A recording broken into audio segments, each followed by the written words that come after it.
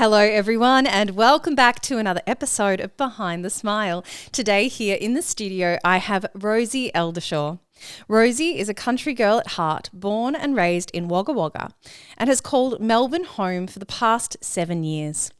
After a few false starts, Rosie recently celebrated 3 years of sobriety. When she's not in the rooms of recovery, you'll find her in a Bikram yoga class, out for a run, or on the tennis court. She's also a proud dog mum to her little boy Roger and lives with her best friend and partner who she met after getting sober. Rosie is here today to tell her story. Rosie, welcome to Behind the Smile. How are you today? Good. Better with Frankie on my lap. He's like your little support dog right now, isn't he? Yeah. But the minute you came, you guys just had this instant bond. Yeah, little doggy. He's going to stay with you. You feeling a bit nervous? Yeah. Yeah. That's really normal, let me tell you. I think anybody who comes onto this podcast, I think, is so courageous because it takes a level of authenticity and vulnerability to be willing to even get on here and share your story. I just think if it helps even just one other person, like if I saw someone in my life, just normal and who, had the same problem that I did and got sober and is living a good life, like I would have reached out to them and been like, I would have been drunk, but I would have been like, help me. I so agree. That's part of the reason I started this podcast, because 6 years ago when I was out there crashing and bashing, or a little over 6 years ago, I had family members in recovery, but I couldn't see anyone that looked like me, was my age, even female really. I mean, I know that the sober universe has really exploded and Quit Lit and sober podcasts are many, many now, which is wonderful. But I agree. I think it's, and this is the whole thing with recovery, is it's just one person who has overcome the struggle talking with another that seems to create this magic where recovery is possible. Absolutely. Just one person helping another. That's you're right. It's just absolutely magic. Yeah. And I wouldn't have taken the advice of anyone that didn't get it. So true, because unless you've been through it, you really don't get it. No, and it's not anyone's fault that it's ignorance. It's good that they don't get it and they will never have to get it. Yeah, it's like those people that, sit back and think, why don't you just not drink? And it's like saying to somebody, why don't you not see colour? Or why, it's unless you have that disease, that compulsion, that obsessive mind, it is just so hard to imagine. I think people can do their best to try to understand, but unless you've lived with it and experienced the depths of where this disease can take you, it is very, very hard to understand. Yeah, God, yeah. So I want to kick it off with some nice, easy questions to get you warmed up, but also to let our audience know a little bit more about who you are, Rosie. So can we start with, where do you live? What does an average day look like? And what do you do for fun? So currently my partner and I are living in Windsor with Roger. Your Jack Russell. My little Jack Russell fox terrier. He lived through the last year of my drinking and has had the last 3 and a bit years sober with me. He was my first sort of higher power, little rat bag. What I do for fun? So I do a lot of yoga. I got into that in sobriety. I love the dog park. I love my little communities, and just hanging out. Like, I've created this life where just every day is just, the simple things are such a joy. Typical day for me, so I work full time. So I'll yoga or run in the morning. I like to just get it done, out of the way. Go to work, go to the dog park. I connect with other alcoholics most days, and just chill. My life's very simple. I love it. It's the simple things. I understand that need as well. I'm the same with doing exercise. I'm back at the gym now, as well as doing a fair bit of yoga. But I find that it's such a mental game. If I don't knock it off first thing in the morning, it kind of just hangs over you. Yeah. Even though I love it, it's like, you just better to get it done first thing. Yeah, get it done. Yeah. Up early, coffee, bit of a morning routine and then go get it done, and then I'm done. Yeah, nice. Then I can just have the evenings to just hang out.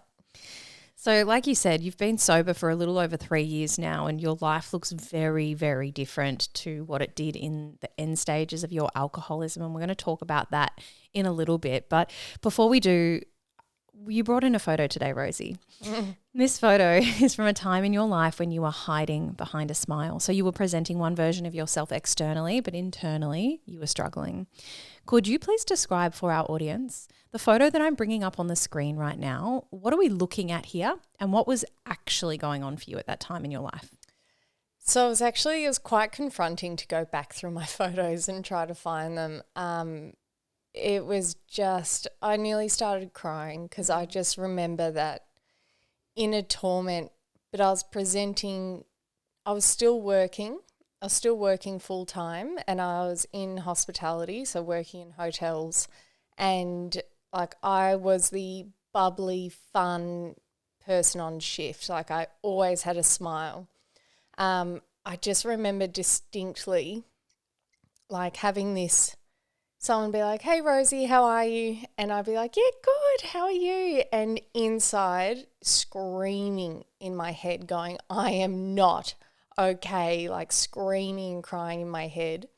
But I had this smile on, and I was the same, you know, just in my everyday life, like going to the dog park, and I would, you know, just putting on this front that was happy and bubbly.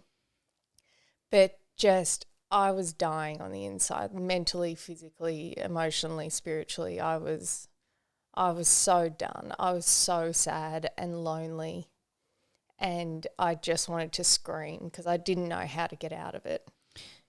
And at this stage, what was your drinking looking like? So I was a 24/7 drinker. I was up to probably at least a bottle of spirits a day. I'd introduced drugs as well. It was just constant. It became dangerous for me to stop. When you say that, do you mean because of the withdrawals and what that can do? Yes. So I started having seizures at work. I started having seizures whether I was drinking or not drinking. So it got really scary. I remember once holding myself up I got a hotel room, just this shitty little hotel room, and I was like, I'm going to be like in the movies, I'm going to be like, you know, on the sheets, like all sweating and in withdrawal, but I'm going to get through it, and I just need to get through a couple of days of this. Wow. And then I'll be okay. I couldn't do it. It was too painful. It was too hard. So then I just ended up drinking in a shitty hotel room by myself. Yeah, and so dangerous, isn't it? Like it is they so say, dangerous. Coming off alcohol on your own, unassisted like that, it can very much kill you. Yes. Did you know that at the time, how dangerous it was? Not the extent of how dangerous. It all came to a head. My own mum was the last person, or the last drink I had was my own mum. She was like drip feeding me vodka through the night because until I could get into a hospital, that was the only way to keep me safe. That's what had been recommended because I'd tried it before. My poor mum actually found me unresponsive on the ground. She thought that was it. But that was, you know, on that last night when everything came to a head. Were you at your apartment then? Yeah. And so how did she get there? Because she lives in the country. So she had come to Melbourne to sort of pick up the pieces of me and take me into rehab for the 5th time. And it was just, I don't have much memory of that night. Apparently one of my sisters was there too. I didn't remember. But yeah, it ended up being another ambulance, another hospital trip. I just remember screaming in the hospital because I was losing, you know, use of my arms. I was seizing, I was vomiting. It was just hell. It was hellish. And how old were you at this time? 27, 26, 27. Wow. That's young. It to took be me in the really, grips. yeah, it took me really quickly. Yeah. Came out of nowhere and took me quickly. Can we talk more about that? In fact, I'd love to go back to get a little bit more context of like what were you like growing up as a child? When did you start drinking and how did it progress?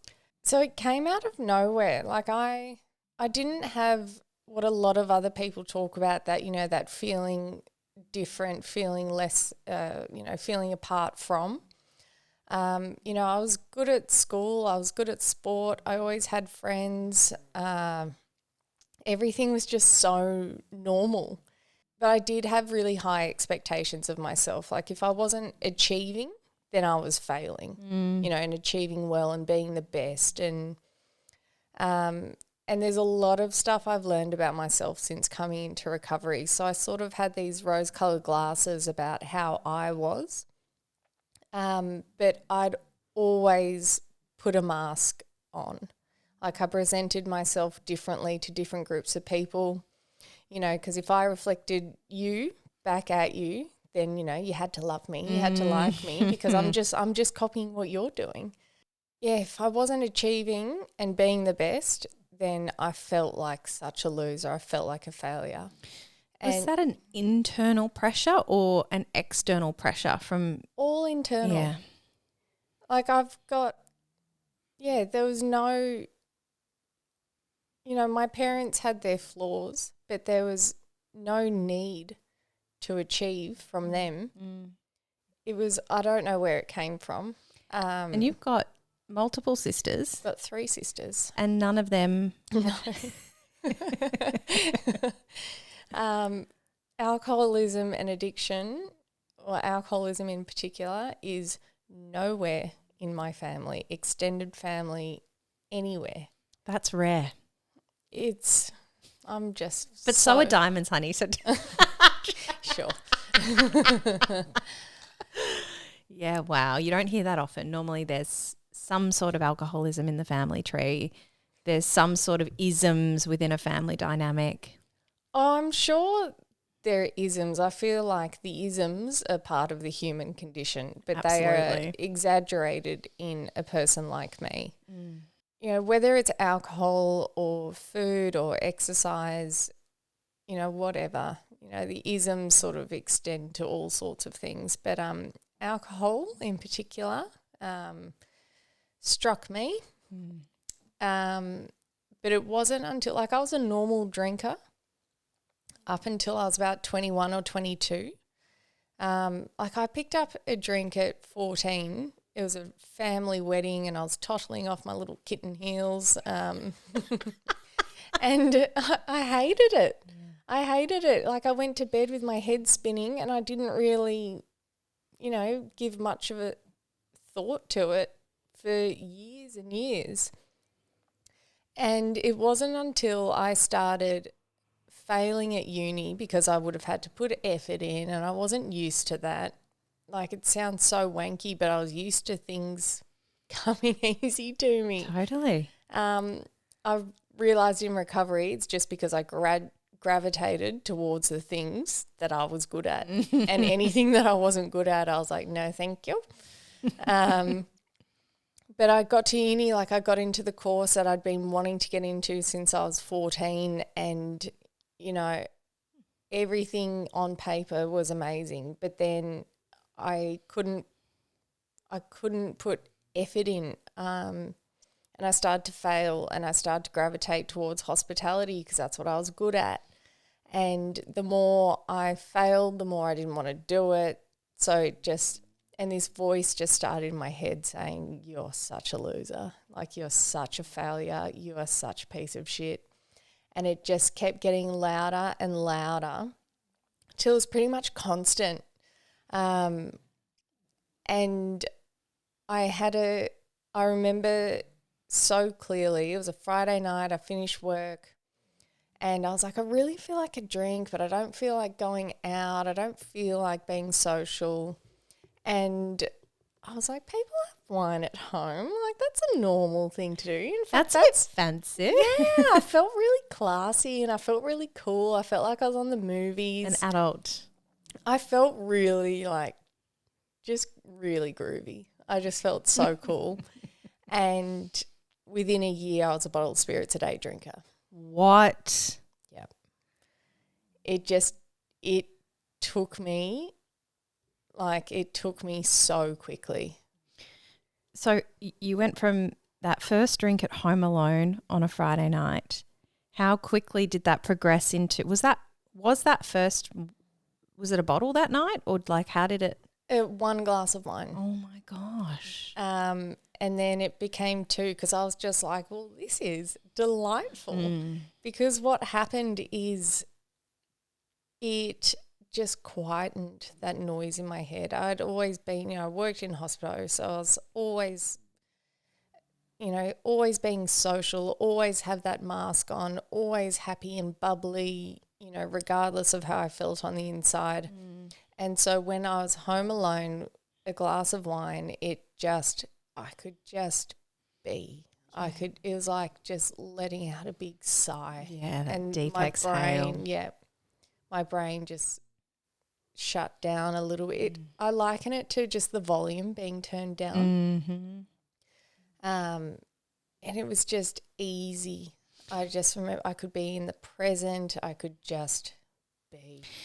And do you also think that you started to drink more because that effect that you were looking for required more to achieve? Yes. So your tolerance grew, therefore the amount you were consuming grew. Yeah. And what I think so many people seem to disregard is that this is a highly addictive substance. So for somebody with, whether you believe it's a gene or a predisposition or whatever, if you have that coupled with this addictive substance, it's kaboom. Yeah, 100%.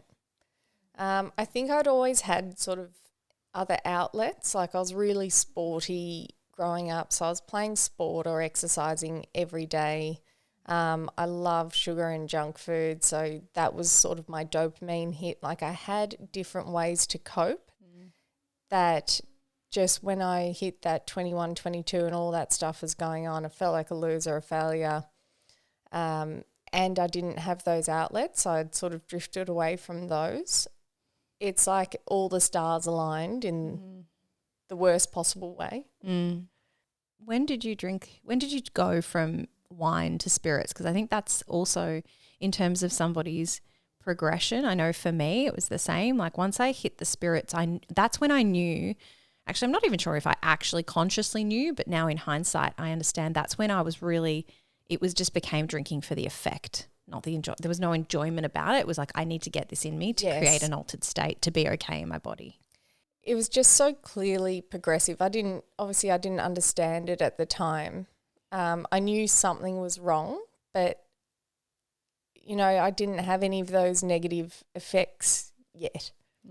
But I remember going out in the freezing cold one night because I had to get a bottle of wine, and I just remember this little voice just going, something's not right here. But that was like 2 weeks after that first glass of wine, when I had a compulsion. I couldn't not go to the bottle shop in the freezing cold. And I just remember this little voice going, something's not right. How are you meant to know at the time? If I'd known, sort of the path that all that would take me, of course I would have had the ability to just put it down then. And so when did your family start to become concerned? When did the consequences become visible? It's a good question. I remember my mum coming to stay in Melbourne, and I came home one night and I'd given her my bed, and I just remember my sisters must have spoken to her. And I came in, pretending that I wasn't drunk, but because at that stage I was every night. I don't think I was a day drinker yet. But she just went, oh, I see what they're talking about. I understand. And I just so clearly, and I, pretended that I wasn't, and I was like, whatever. I used to think that you couldn't smell vodka. Oh my, that's why I switched to it. That's why I switched to vodka. Yeah. Because at the time I was living with my ex and he couldn't sleep in the same bed because I reeked, and I was like, well, problem solved. I'll switch to vodka. It's got such a distinct smell now, doesn't it? Like if I smell it on someone's breath, I'm like, woof. And I think I'm so sensitive. I don't know, whether I'm sensitive to it, but even like the smell of hand sanitizer, if someone puts it on the train, I'm like, there's an alcoholic nearby. There's someone that doesn't know. Yeah, and that's because that's where it took you in the end, didn't it? Yeah. Yeah. Oh, yeah. I was a hand sanitizer drink, if you can call it drinking, squirting. Hand sanitizer, mouthwash. I even tried perfume once. What? Yeah. Far out. Yeah. Just that desperate to get the effect of alcohol in because there was no actual booze around. Why was that? I remember it got to a point, I'd gone to stay with my parents at their place, and, you know, the condition was that I didn't drink. And so they were watching me like a hawk, and the only way I could get it is I was actually stealing hand sanitizer from chemists. Like, it was just, the desperation is just foul. And like, if anyone thinks that it's a choice, clearly, like no one wants to do that. Nobody's getting excited about having to do that. No, it's like emotionally, spiritually, just defeated, beaten down, knowing, like, sort of looking from the outside, knowing how far I'd fallen and having no ability to stop. So let's go back to your mum starts to notice this. Your sisters have brought that to her attention and she stays with you. I imagine then you, at some stage, you start day drinking. Do you remember the first time that happened? I just remember, like, I had some wine at home and I wasn't working that day and I just went, why not? Like, why do I have to wait? Like, wow. And then, yeah, it's like you draw a line in the sand, you get comfortable around there, you step over it, and, like, there's no going back. I've never been able to, you know, return to a previous state. It's always getting worse, always getting worse. So when it's progressive, like, we all know that. Like, no one starts out drinking hand sanitizer and litres of spirits. Like, it crept up on me, but it crept up, but it was so quick as well. And it is the delusion of any alcoholic, isn't it, that one day they could go back to how it all was in the beginning, when it was fun, when it used to just turn the volume down. But you're so right.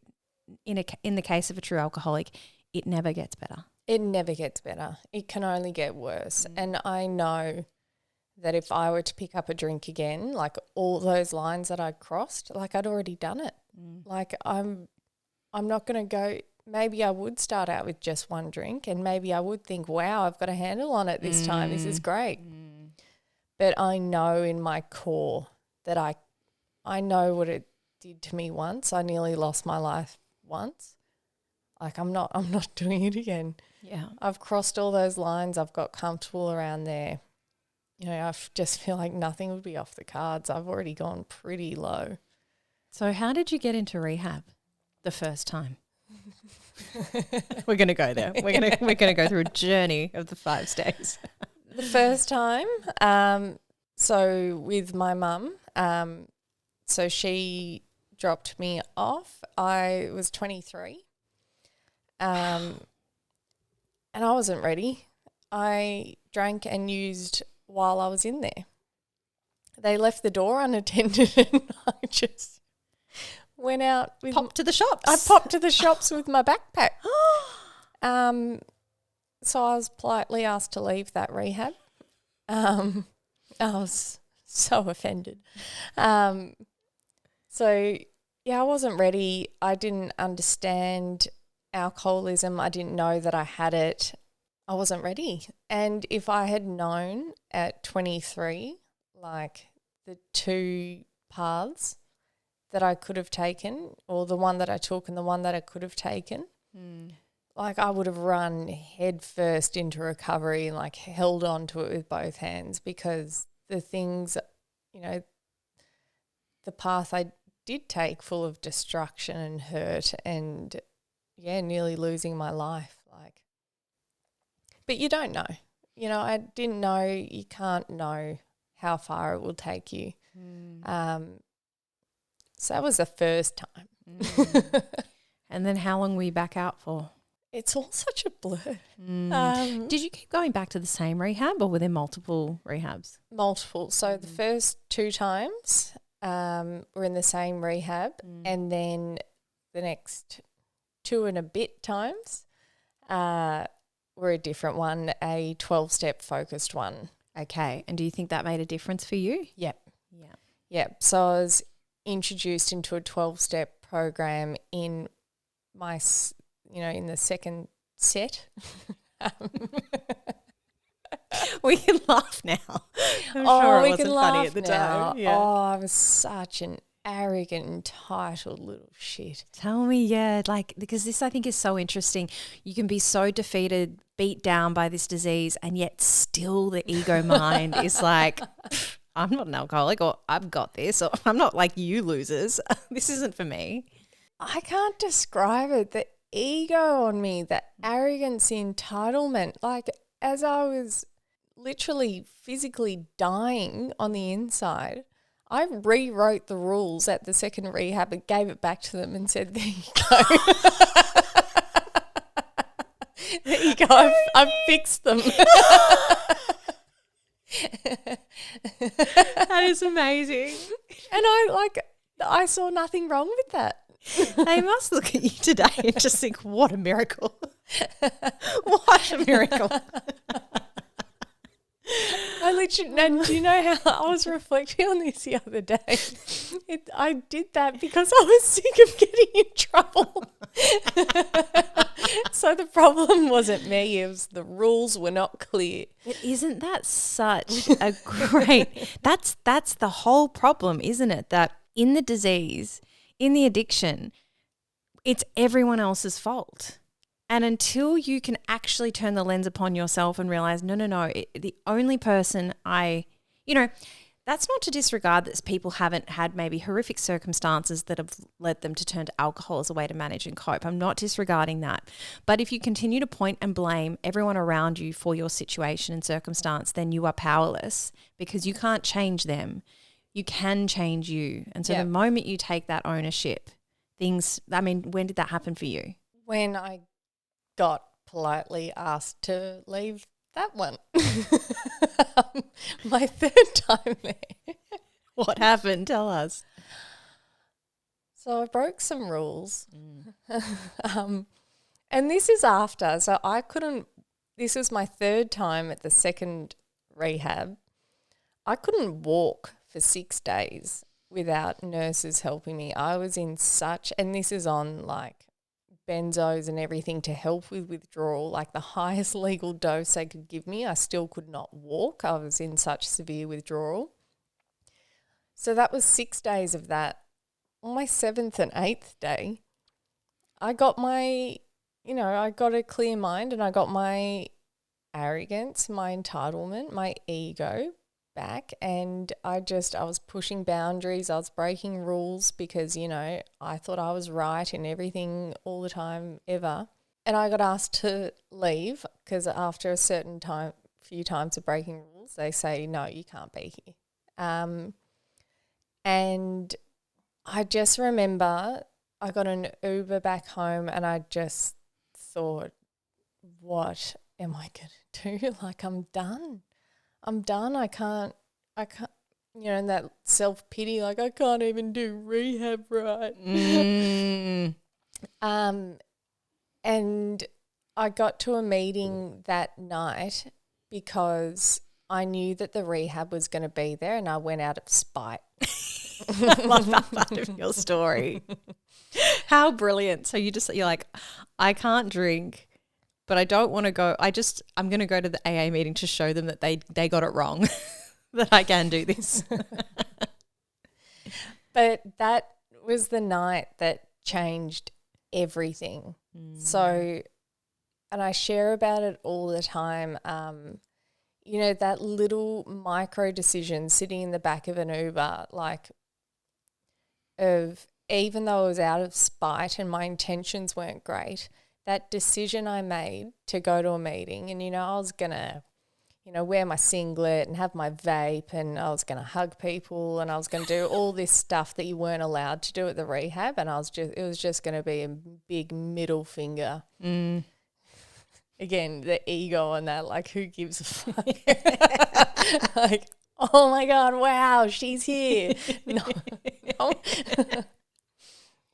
Anyway, but what happened that night is I walked into a meeting and the rehab was there, and they were so relieved to see me. They were so happy that I was there, that all of that, like, ego and the spite and everything, it's like it just melted away.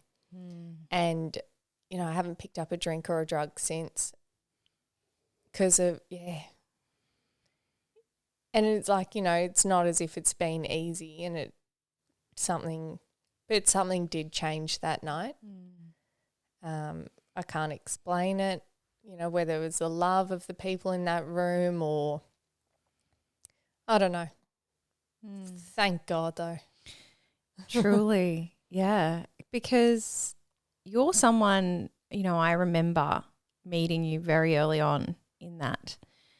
And what I've always admired about your recovery is just the way you threw yourself in, you know, like it's like that, something clicked and you just realized this is the pathway forward if I want to save my life, and I'm going all in.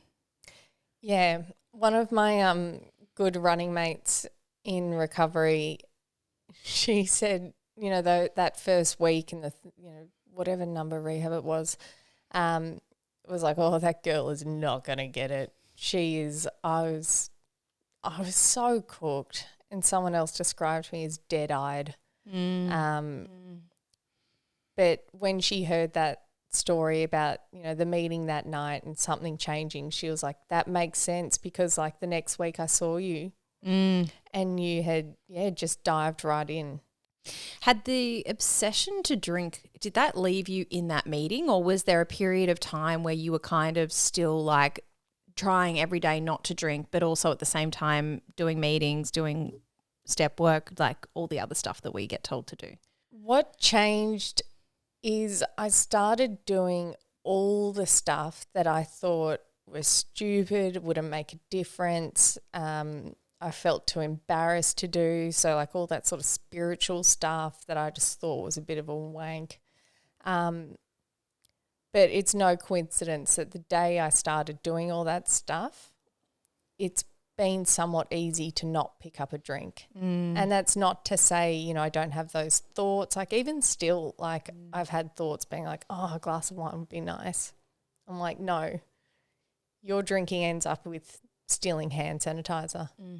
It is not a nice glass of wine for you anymore. Yeah, and I think the other thing that you've done is you've built up such a life for yourself that it's just too much for you to risk losing now. Absolutely not. My life today is so simple, and from the outside it probably looks pretty boring and pretty mundane, but there is so much love in my life that, like, literally every day is just a joy. I love my life so much.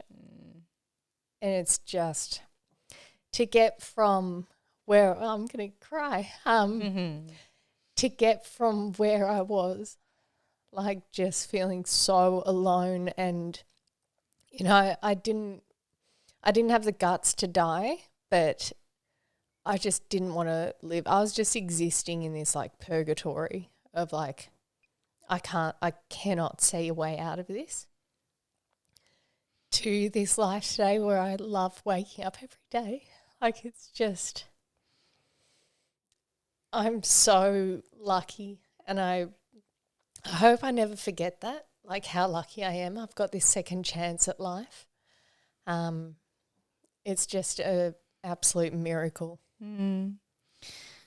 I describe it as almost like you stopped fighting, you stopped pushing against the, system, quote unquote, and you offered, you opened and accepted spiritual help. Like you said, there was still resistance, and I've heard you describe it as like a bit of a spiritual ick. How did you overcome that? Because you are certainly not the first person to step into recovery with that prejudice, with that feeling, and yet you managed to really lean in and find your own concept of a higher power. I remember the first meeting I went to, again, my mum, she's featuring a lot on this. My mum actually took me to one. She waited outside in the car, and I saw the God stuff on the walls, and everyone held my hand at the end and said the Serenity prayer, and I just thought, absolutely not. What yuck. And I even growing up, if people ever talked about God, I'd be like, oh my God, what a loser. And I don't know where it came from. I remember going to church as a kid. I think my dad was doing it for his mum.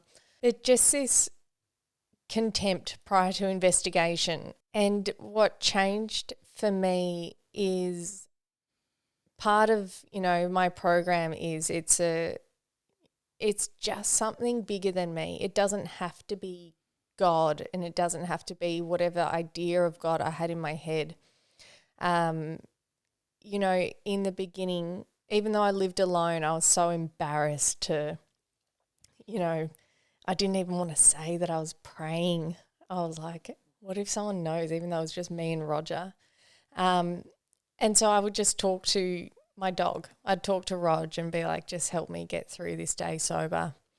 And as I've gone through recovery, my concept of a higher power or something bigger than me, it shifts every 6 months.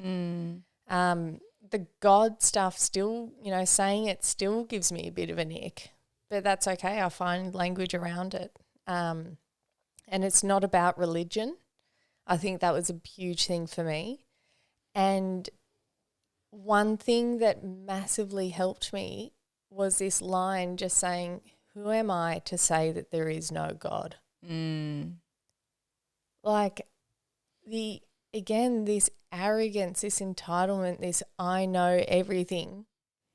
But who am I? I don't know. I don't know. I don't know anything. The more I learn, the more I don't know. And I didn't need to know how a glass of wine, chemically worked, scientifically worked in my body to get me drunk. I trusted and I believed that it would. And that was the end of that. So I don't need to intellectualize this. It's a miracle. It is in my nature to be drunk right now, and I'm not. And I tried for years to not drink on my own. I tried hypnotherapy, geographics. I moved to Guatemala. Wait, what? Yeah, I lived in Guatemala for a bit. And did you manage to find booze there?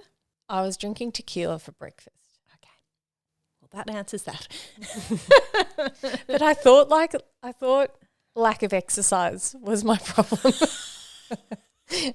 I thought if I just move somewhere where I just have an easy job, I worked in a hostel and I've just got so much time to get back into exercise, that'll fix everything. It's so crazy, isn't it? The delusion, the lies we tell ourselves and what we so nuts. Believe.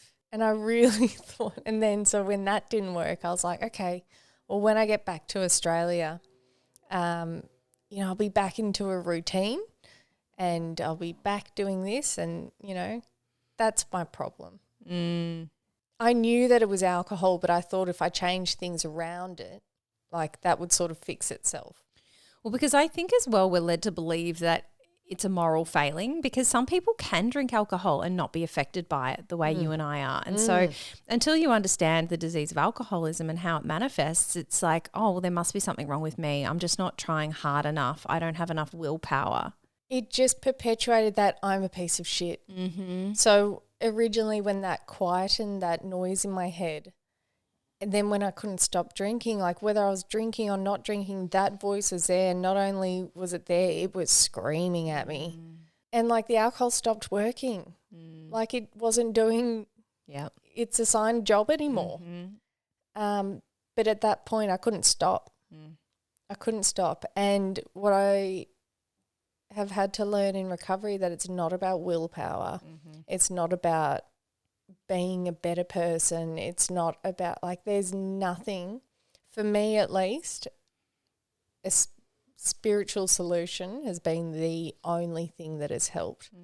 And a spiritual solution to me just looks like being a decent person. Yeah, not being a dick. Not being just not, like, it's just being a decent person and helping someone else. Like, it's really, to me, that's what being spiritual is. And it kind of comes back to, you know, when you were talking about how much love is in your life today and how happy you are, and I can just see like this contentment inside your soul. And we achieve that in exactly what you just said, by being a good person on a daily basis. How can I help someone else today? Getting my head on the pillow at night knowing that I haven't harmed anyone else, that I haven't been a cruel person, that I haven't gotten into a nasty argument. You know, like really cleaning up your side of the street every single day. And that means that you no longer need that thing to numb you or to quieten the voice. Yeah, because I know that I haven't been a piece of shit today. So that voice isn't there anymore. Like, if I am honest, if I am kind and loving and patient, you know, to the best of my ability. Yeah. Because, you know, at the end of the day, I'm a human and stuff irritates me.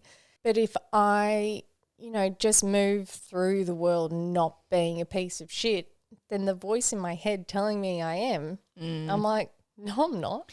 And the crazy thing about, you know, it's so interesting how you meet people. Well, I've observed over time, people can be really, really great, and then you put a drink in them and they turn awful. Yeah. You know, that's when they're arguing with their partner. That's when they're doing shitty things, acting out on poor behaviour. Yeah. You remove the alcohol, the shitty behaviour falls away. So it's this perpetuating cycle as well. Yeah.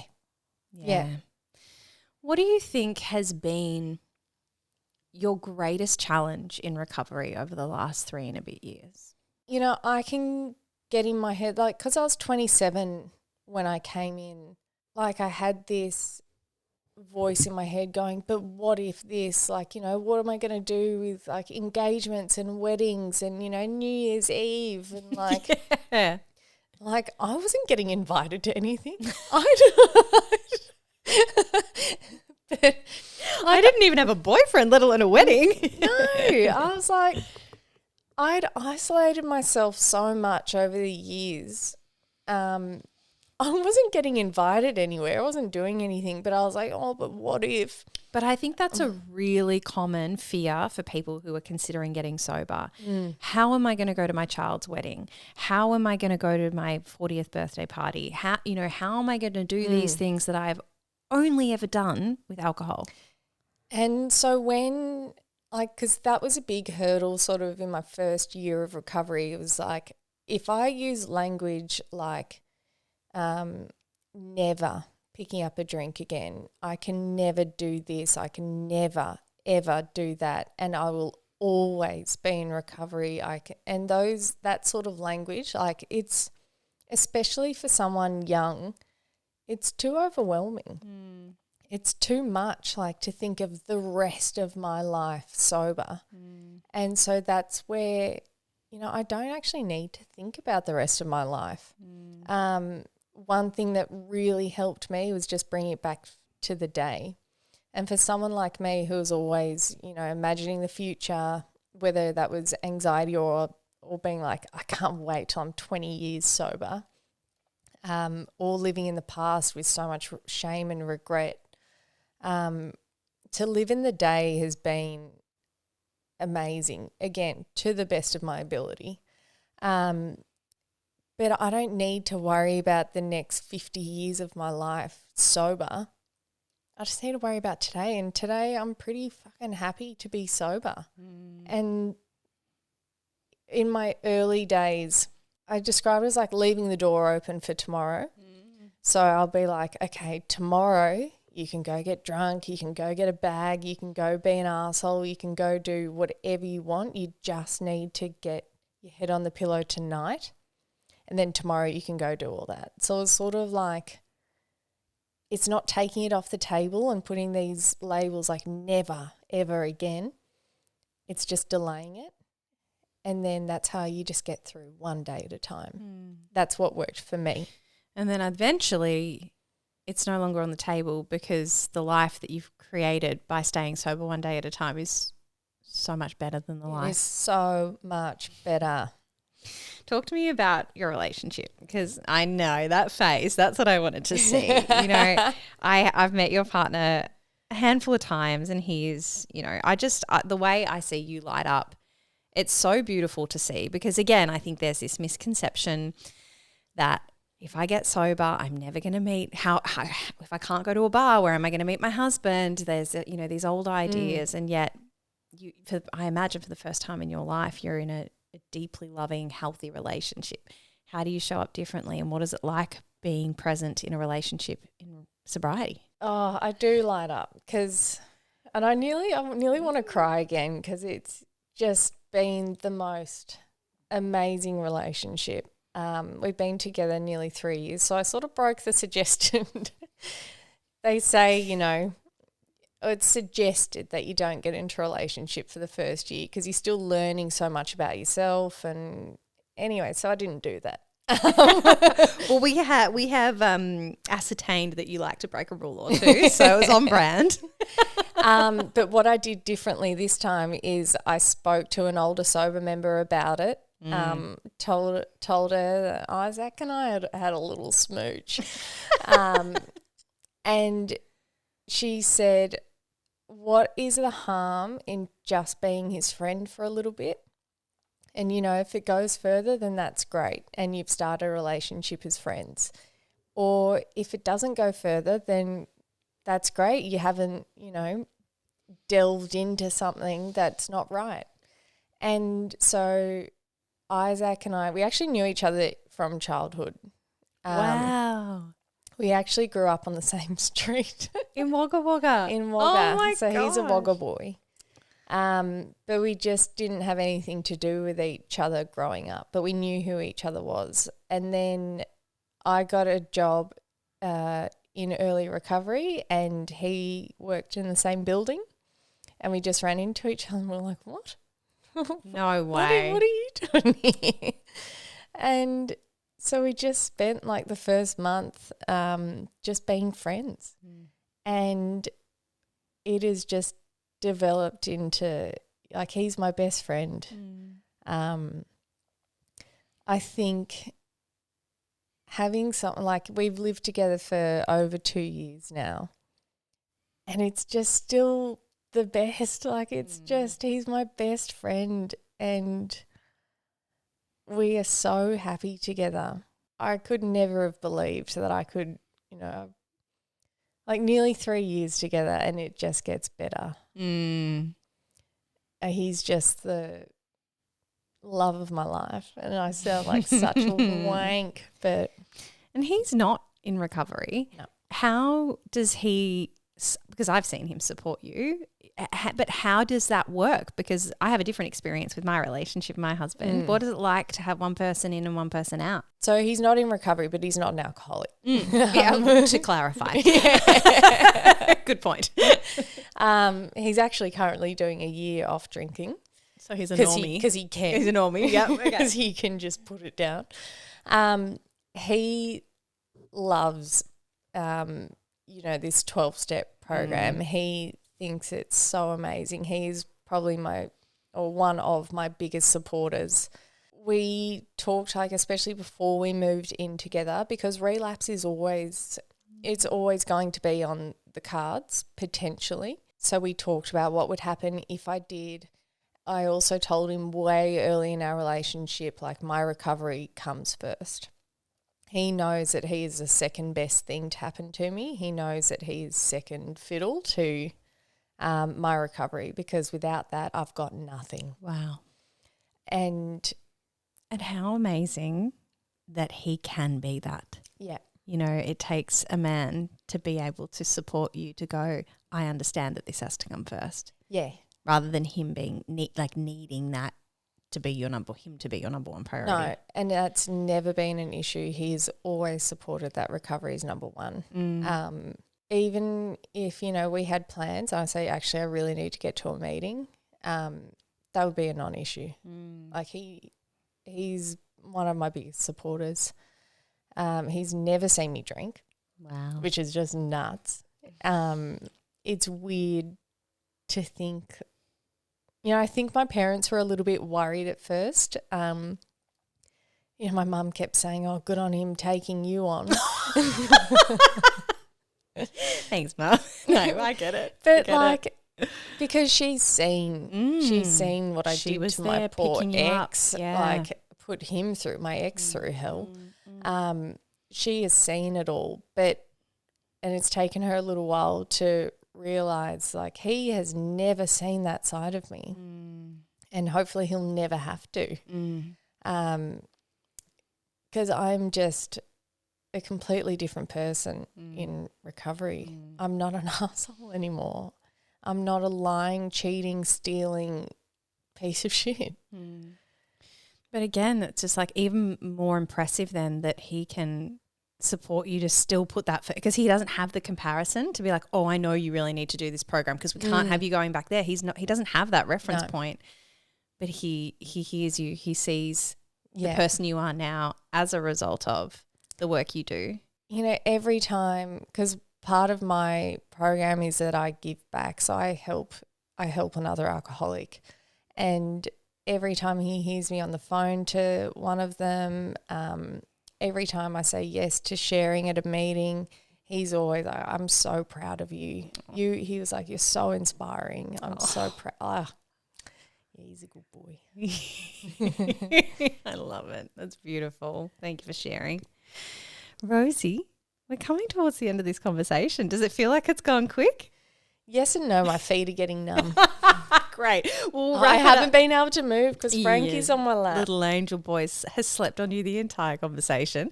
We're going to wrap it up with one final question though. I want to know, what are your 3 non-negotiables that allow you to live your life today happy, authentic and free? So my morning routine. So I start my day, an absolute non-negotiable. I start my day with gratitude lists and connecting into something bigger than me, and just, you know, asking to have kind thoughts, kind words on my lips, you know, and thanking for the, you know, the love and joy that's in my life, and asking how I can help pass that on to others. So I connect in every morning. My yoga and my exercise, that's pretty non-negotiable. I've got my routine. What does it do for you? Yoga, I think it helps me physically, mentally, spiritually. So I do Bikram yoga, which isn't for everyone. It's the nice and hot one. It's hotter than the hot yoga I teach. Yeah, so it's around 40 to 42 degrees, 40% humidity. It's the exact same 26 postures.